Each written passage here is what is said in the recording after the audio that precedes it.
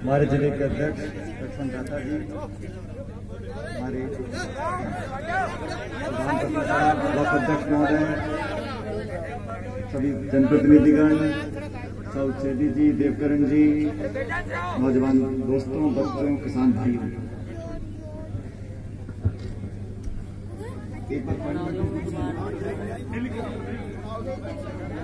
पिछली बार हेलीकॉप्टर से और बैलगाड़ी से, एक बार हेलीकॉप्टर से, एक बार बैलगाड़ी से। कोई इस क्षेत्र में आने का कैसा भी साधन हो, आपका प्यार मुझे बार बार यहाँ बुलाता है। इस पंचायत में आसपास के गांव के लोगों ने हमेशा समर्थन किया, बहुत मुझे ताकत दी है। और पिछले 1.5 साल में सड़कों की बात हो, बिल्डिंग निर्माण के काम हो, कोई कमी रखी नहीं हमने। अभी भी इस पंचायत में जो काम रह गए हैं उन सब कामों को हम लोग करवाएंगे। अभी 6-8 महीने में जो काम बंद हो गए थे क्योंकि पूरा लॉकडाउन हो गया था राजस्थान पूरे देश में, अब दोबारा नया साल चालू हुआ है, गति पकड़ के दोबारा सारे काम कराएंगे। अब सबको याद होगा जब सब कुछ बंद हो गया था तो सिर्फ नरेगा ऐसा एक कार्यक्रम था जो पूरे राजस्थान में चालू रखा। उसी बात को मैं देख रहा था, एक समय था जब नरेगा में 55 लाख लोग प्रतिदिन 55 लाख लोग राजस्थान में रोजगार पा रहे थे नरेगा के माध्यम से। और गांव में भी हमने कोशिश करी कि नरेगा के काम पूरे हों, पैमाइश पूरी हो, पेमेंट समय पर लोगों को मिले। और उस कठिन समय में हमने कोशिश करी कि ग्रामीण क्षेत्र में रहने वाले लोगों को अनाज पहुंचे, उनको रोजगार मिले। जो लेबर पलायन करके बाकी प्रदेशों से वापस आए थे उनके लिए भी हमने नरेगा के काम खोले थे। हमने कमी नहीं छोड़ी इस मुश्किल समय में आप लोगों की मदद करने की। लेकिन आज मैं आपके बीच में आया हूं आपको जानकारी देने के लिए और आपको सचेत करने के लिए कि देश में जो कानून बने हैं किसानों के, 3 कृषि कानून बने हैं दिल्ली से, वो सब किसान विरोधी हैं और किसान के हितों का नुकसान उससे हो रहा है। समर्थन मूल्य हम सब जानते हैं, सरकार तय करती है। पहली बार इस कानून में समर्थन मूल्य का कोई जिक्र नहीं किया और इन कानूनों में बड़े बड़े उद्योगपतियों को, पूंजीपतियों को छूट दी है कि आप कितना माल ले सकते हो। अगर माल की स्टॉक की सीमा नहीं है तो कितना मर्जी माल ले लेंगे और जब दाम बिल्कुल आसमान छू जाएंगे तब माल बेचना चालू करेंगे। छोटा किसान कहीं भी जाके अपना अनाज बेच सकता है, बहुत अच्छी बात है। लेकिन छोटा किसान या काबरा का किसान, टोंका किसान अगर 10 बोरी अनाज लेकर जाएगा तो कलकत्ता तक कैसे जाएगा? कौन खर्चा वहन करेगा? वहां पे रहेगा कहाँ? और वहां के व्यापारी में यहाँ तो मंडी में आड़ती जो करते हैं सब जानते हैं एक दूसरे को। आप चले गए नागपुर, कलकत्ता, चेन्नई, वहां जाके सामान बेचा और व्यापारी ने पैसे नहीं दिए, क्या करोगे? किसके कपड़े फाड़ोगे? वहां कानून में तो प्रावधान नहीं दिया कि हमें आर्थिक सुरक्षा मिलेगी। और छोटा किसान हो एक तरफ और एक तरफ खरपति कोई हो तो कौन तो खर्चा लेके कानून लड़ाई लड़ेगा? तो उसको हमेशा किसान को मजबूर होकर रहना पड़ेगा। इन कानूनों से ये साबित हो चुका है। हजारों लाखों किसान दिल्ली में सरहद पर बैठे हैं, बॉर्डर पर, आप देखते रहो टेलीविजन में। वो क्या मांग रहे हैं किसान कि ये कानून वापस लो। ये बात कांग्रेस बीजेपी की नहीं है, किसान के भले की बात। अरे किसान की आमदनी दुगनी करने की बात करते थे, आप सबको याद है। ये वादा किया था ना बीजेपी ने कि आमदनी दुगनी करेंगे।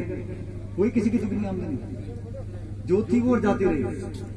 तो ये जानबूझ के ऐसे कानून बनाए हैं, उसका विरोध हम लोग कर रहे हैं और गांधीवादी तरीके से कर रहे हैं। पॉलिटिकल पार्टी नहीं कर रही, किसान संगठन कर रहे हैं और हम उनका समर्थन कर रहे हैं। अरे जो कृषि से संबंधित लोग हैं देश में, उसकी आबादी 70 करोड़ लोग हैं।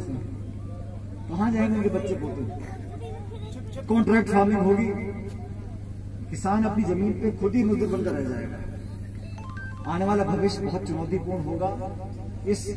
पर ऐसी मजबूरी क्या थी? भाई ये कानून आपने पारित कर दिया, पूरे देश में रोज हो रहा है, इसका वापस लेना चाहिए इनको। किसके दबाव में कर रहे हैं और किसके लिए कर रहे हैं? किसी किसान ने मांग रखी है कानूनों के लिए? समर्थन मूल्य नहीं होगा, किसान को आर्थिक संरक्षण नहीं मिलेगा तो कैसे किसान अपना बात करेगा? हमें अभी इस बात का एहसास नहीं होता, लेकिन धीरे धीरे ऐसी व्यवस्था बन जाएगी जब मंडियां बंद हो जाएंगी और सिर्फ व्यापारी आपका माल खरीदेंगे और आपस में वो 4-5 लोग मिल जाएंगे, आपको मजबूरन आधे पौने दाम में अपना माल बेचना पड़ेगा। तो किसान की आमदनी खत्म हो जाएगी, उसकी भविष्य पर एक बहुत बड़ा प्रश्न चिन्ह लग जाएगा। इस बात को आपको बताने के लिए, समझाने के लिए मैं गांव-गांव जा रहा हूं और हमने दिल्ली के आसपास जो किसान बैठे हैं उनका समर्थन हम लोग कर रहे हैं, नैतिक समर्थन कर रहे हैं, क्योंकि किसान किसी पार्टी किसी एक सरकार का नहीं है, और किसान ही वो है जिसने देश को बचा के रखा है।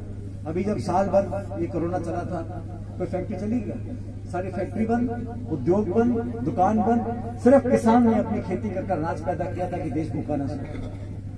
देश में कोई भूखा नहीं रहा, इसलिए हम इस्तीफा दे रहे हैं, किसान धरना दे रहे हैं, आत्महत्या कर रहे हैं, हम सब गला फाड़ फाड़ के चिल्ला रहे हैं। तो ऐसी क्या मजबूरी है? ये व्यवस्था क्या है? क्या अमेरिका ने कह रखा है, या कोई संयुक्त राष्ट्र ने बोल रखा है, या कहीं भगवत गीता में लिखा है? क्यों, किस लिए इस कानून को बनाया? अगर बनाया तो वापस लेना चाहिए।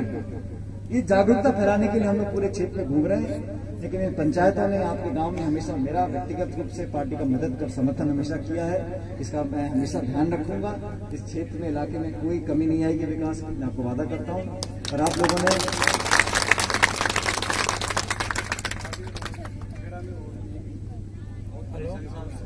चार काम लिखा था, कौन सा बता? कौन सा? यार साल 3 काम बताते, कौन मना कर रहे हो? 3 किलोमीटर की है। अगला काम सड़क का आपका ये खेड़ा वाला करेगा, ठीक है? बाकी सरपंच अगर सक्रिय हो तो कमी काम करने में नहीं है। सड़कों के, स्कूल के कोई दिक्कत नहीं आएगी, सारे काम आपके होंगे। बस नया साल चालू हुआ है, धीरे धीरे पैसा भी आपके बीच में आएगा। लेकिन आप सब पहली बात तो एकजुट रहो। हाँ कि ना, सब एकजुट रहेंगे हम सब? अरे हाँ तो बोल दो कोई। और एकजुटता हमारी ताकत है। हम सब सारे काम कराएंगे। अभी 3 साल सरकार के बच्चे हैं, कोई कमी नहीं आने देंगे। लेकिन आपका आशीर्वाद और प्यार हमेशा बना रहे, ये मेरी सबसे बड़ी ताकत है। बहुत बहुत धन्यवाद। जय हिंद। राम राम।